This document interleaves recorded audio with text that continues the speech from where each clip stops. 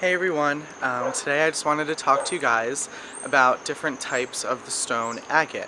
But first, I wanted to share with you once again how pretty it is outside. I was going to do my video inside originally, but then I changed my mind after seeing how gorgeous it was out. And you know, it's like 5:30 in the afternoon. It's actually almost 6 at night, I guess, now. Oh, it is 6, sorry.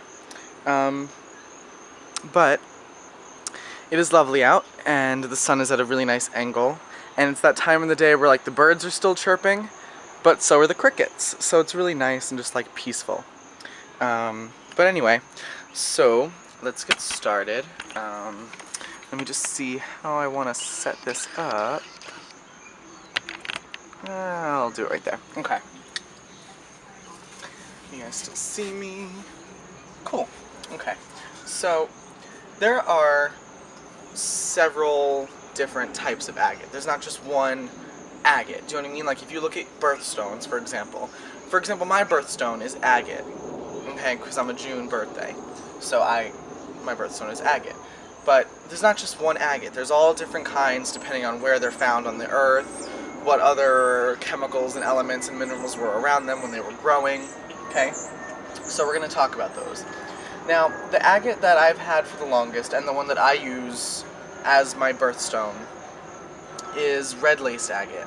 And I have two here to show you, just different kinds, but it's red agate, okay? Let me just make sure this is focused. Is it focusing on me? I think so.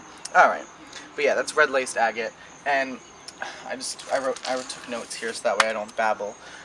Red agate is good for blood work, like healing, blood, things like that. It's good for protection. It's very good for protection, and it promotes calming energy.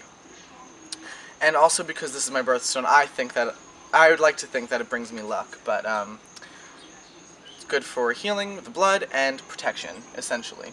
Okay, and I have, like I said, I have two of those. Next is blue laced agate. Okay, right here. And blue laced agate is just good for de-stressing and for bringing calming, happy energy. And also because it is blue, it is associated with the throat chakra, so it's good for self-expression, speaking, and just, knowing yourself, or knowing your personality, rather. That is what this is good for, blue laced agate. Okay.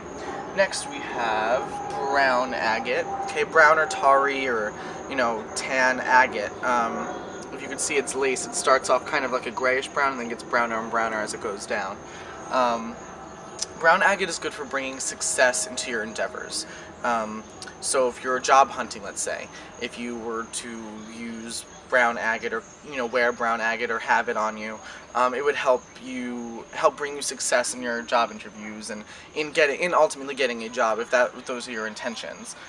It's also a wealth talisman. You can use it, wear it as a necklace or keep it in your pocket to help bring you wealth. And it also guards against the evil eye.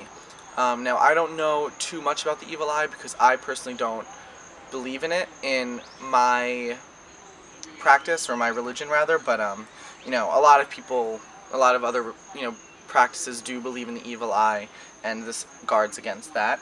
I could make another video about it if you'd like, but I would have to do my own research first. This is Botswana agate, and you know it's Botswana agate because it has that little eye in the center, but then it's also banded. See that? Okay, that's Botswana agate. And Botswana agate stimulates the crown chakra, and it aids in problem solving. It helps you think towards a solution rather than think and dwell on the problem. It also, I feel like it helps with energy shields, with making strong energy shields, because I feel like it wards off negative energies. This is so silly, but it kind of reminds me of like the Patronus in Harry Potter, those little rings of like waves of just like aura and positive energy protecting against negative energy. Let me just double check that this is still recording. Perfect. And I still have 5 minutes left, which is wonderful.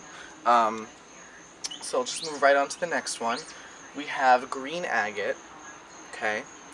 Now, green agate is good for eye health. you know, if you have blurry vision, or if your eye is irritated, or if you have pink eye. It's good for eye health. Whatchamacallit? Ooh, there's a bee. I'm afraid of bees. It helps. It also helps draw in abundance because it is green. It helps with, you know, abundance and wealth and luck and things like that. And it guards, for women, it's also used to promote fertility, and it guards against sterility. You know, just helps with the whole baby making process. Get those babies making. I'm just crazy, I'm sorry.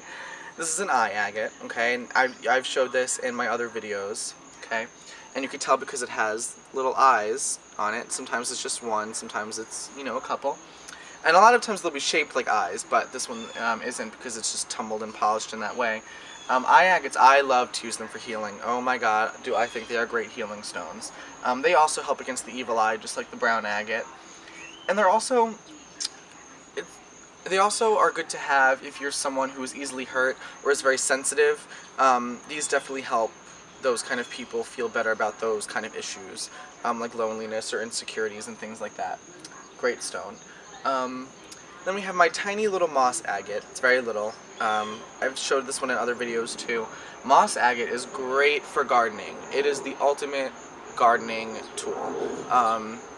You know, use it for, you can bury it in the soil to get the plants, you know, to grow larger and more fertile, or just carry it on you when you are actually gardening, and it'll help with your plants wonderfully. It also relieves stiffness of joints and muscles, and it helps to promote, it helps you make friends and kind of just like put yourself out there, even though it's not necessarily associated with the throat chakra. Finally, I have my 2 agate slices, okay, and with these I just associate on color, and, you know, I gaze upon them, and depending on what color they are, I do it for that. Well, I'm tongue-tied, but anyway, like for example, I use this one. It's blue, and then it's kind of like a greenish gold in the center. I use this one, and I gaze upon this one in a meditative state for psychism and intuition. Okay, so that's the one agate slice. Now my black one, I've showed you this one also. My black slice I use for divination, for scrying more specifically. A lot of people would use black obsidian if they're not using a stone from the quartz family for divination. But because the only black obsidian I have is rough and not tumbled or smooth, I use this. But obsidian is another common black stone to use in divination. Okay, so those are the agates, and there are more agates, but those are the ones that I have that I thought I would share with you today. So, any questions on agate at all, or any type of stone, you know, you could always let me know. And also, I'm going to take the opportunity while I have 2 minutes left to promote my Tumblr account, actually, my pagan and Wiccan spiritual Tumblr, because recently I've been getting more into that and it's been coming more and more popular, and I've been finding great, you know, spiritual communities on Tumblr. So if you guys have a Tumblr, you could follow me. If you don't have a Tumblr, you can still check out my page. I always have good information. I always have pictures on everything, not just crystals, on there. And you can find that at The Gay Wiccan, no spaces, so THEGAY Wiccan, .tumblr.com. And then, if you do thegaywiccan.tumblr.com/about me, I have just like a cute little about me section. But anyway, guys, thank you for watching. Please subscribe and like these videos if they were helpful. And if they weren't, you know, or if they were, you know, let me know in the comments below. And until next time, blessed be. Love and light, guys.